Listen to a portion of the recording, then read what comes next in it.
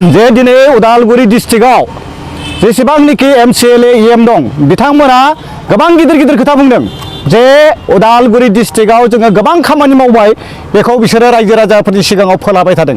दिनै आं स्पष्टयै बुंदों उदालगुरि डिस्ट्रिक्ट एक्स BLT जानानै रायजोफोरनि जानानै नोंथांमोननि गेजेराव आं दिनै मोनसे खेंफोरथि होनो नागिरदों जे बिथांमोना ओरैबायदि थगायसुला ओरैबायदि थगायदों रायजो राजाफोरखौ मेगनाव हाद्रि सारनानै भट लानो सानदों बिथांमोना। दिनै बिथांमोना मबे स्किमाव दुर्नीति खालामदों बेखौ आं नोंथांमोननि सिगाङाव दिनै स्पष्टभाबै बुंनो नागिरदों। दिनै SCA स्पेसियेल सेन्ट्रेल एसिस्टेन्ट बे फान्डखौ नोंथांमोना मिथिया, गोबां रायजो राजा दरिद्र मानसिफ्रा मिथिया। दिनै बे स्पेसियेल सेन्ट्रेल एसिस्टेन्ट बे फान्डजों गोबां उदालगुरि डिस्ट्रिक्टआव खामानि मावनाय जालांबाय। लिसै कागजै कलमै खामानि जानाय देखायदों बिथांमोना। दिनै बे स्पेसियेल सेन्ट्रेल एसिस्टेन्टआव मोनसेबो खामानि जायाखै। बेनिखायनो जों बेखौबो जोङो नट खालामबाय, बिनिफ्रायबो बिथांमोना कनसिडार मोना आरो निमाहा होआ जोङो। नोंथांमोना रायजो राजाफ्रा बेनिखायनो जोंखौ एक्स BLT खौ कपारेसन होनांगोन, जोंखौ मदद होनांगोन। आरो सेकेन्डआव दङ 6 फाइनान्सआव ओरैबायदि खौथि लुथिदों बिथांमोना मोनसेबो खामानि मावाखै 6 फाइनान्सआव। बेनिफ्राय बनजार दैमारिया दाखालि बुंदों बे खामानिया आं मावनाय, बेफोर खामानिया आं मावनाय।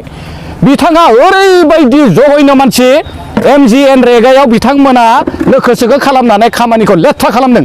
दिनै बिथाङा गावनि LAD फान्ड लकेल एरिया डेभेलपमेन्ट फान्ड होनना बुङो, नोंथांमोना मिथिया। दिनै गावनि एरिया डेभेलपमेन्ट फान्डजों बबे मोनसे खामानि जादों नोंथांमोना कुइसन खालाम। बनजार दैमारिखौ नोंथांमोना कुइसन खालाम, बबे गामियाव थाङो बेयावनो कुइसन खालाम जे नोंथांनि एरिया डेभेलपमेन्ट फान्डजों दिनै जोंनि गामियाव बबेयाव अनुस्थान होखो, बबेयाव फसंथान होदों, बेखौ नोंथांमोना रायजो राजाफ्रा कुइसन खालाम। आरो ब्रैथियाव दङ WPT&BC। बे खामानिया जोंनि BTC एरिया गासैबो ट्राइबेल साब प्लेन एरिया, बेयाव ओरैबायदि गोबां खामानि स्किम लाना फैदों जे मोनसे समाव बुद्धिया EM मोन। बे बुद्धि EM थानाय समाव ओरैबायदि WPT बे TSP एरियायाव खामानि जादों कागजै कलमै, खिन्थु प्रेक्टिकेल जेबो खामानि जायाखै। बेफोर गासैबो ओंखारजोबगोन तदन्त जानायनि उनाव। दिनै बिथांमोना ओरैबायदि जघन्य बिथांमोनखौ ओरैबायदि कुइसन खालाम रायजोफोर, मोनसेबो गारनाङा। दिनै जों मोनफ्रोमबो गामियाव थांनानै दुर टु दुर जों बुंदों नोंथांमोनखौ एसे हुसियार जा आरो बिथांमोनखौ कुइसन खालाम। मानोना बिथांमोना जोंनि दरिद्र गोरिब गुन्द्राखौ गोदोनायाव गाथेनानै ओरैबायदि धंस खालामदों। BTCनि थाखा फैसा जिथुनिखि सेन्ट्रेल स्पन्सार स्टेट शेयार बेखौ दिनै आत्मसान खालामदों बिथांमोना धंस खालामदों। दिनै BTCआव मोनसेबो सिरियेल प्लेनिं गैया। दिनै बिथां हाग्रामा महिलारिया मोनसेबो गोदान आसनि दिहुननानै दिनै रायजोफोरनि सिगाङाव मोनसेबो स्किम आसनि बा बेखौ तैयार खालामनानै रायजो राजानि मेगनाव दिनैसिम बड'लेण्ड टेरिटरियेल काउन्सिलनि मुङाव मोनसेबो गोदान आसनि खालामनाय नोंथांमोना नुनाय नङा। बे जाबाय हाग्रामानि जघन्य खामानि। बेयो मोनसेबो आसनि लायाखै, माने प्लेनिं गैया, BTCआव पलिसि गैया बेबायदि।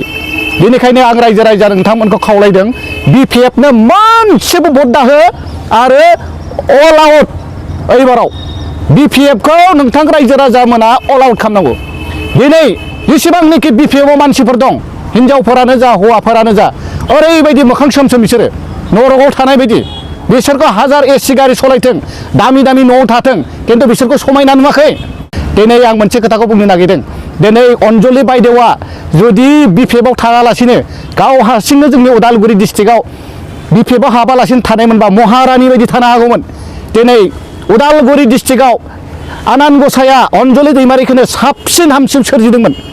बिउटिफुल वमेन, बिउटिफुल लेडि जोंनि उदालगुरि डिस्ट्रिक्टआव। दिनै आङो BPF आव थांनाय लोगो लोगो बिथांनि मोखांखौ आं गोसोम नुदों आरो समायना नुवाखै आङो। बिथांखौ आं ओरैबायदि मोजां मोनोमोन, ओरैबायदि समायना नुयोमोन आरो बिथांनि खावलायाव थानाय सबाय बिमाया ओरैबायदि समाय होयोमोन। दिनै BPF आव थायालासिनो बिथाङा हारसिङै थानाय बायदिबाबो महारानि बायदि नुगौमोन बिथांखौ। आं दिनै दुखु मोनदों, बिथाङा ओंखारबोनांगौ। आरो आंथ' सानदों दा बेसेबांनोखि BPF आव थांनानै खामानि मावदों। दिनै सानसुमा खुंगुर बसुमतारी, जेब्राराम मोसाहारि, अन्जलि दैमारि बिथांमोना कन्ट्रेक्सुवेलाव खामानि मावदों। नाय रायजो राजा नोंथांमोन, बे इलेक्सन बायनाय लोगो लोगो बिथांमोना BPF आवबो थानाय नङा, बिथांमोना ओंखारबोगोन। बिथांमोना दिनै कन्ट्रेक्सुवेलाव खामानि मावदों।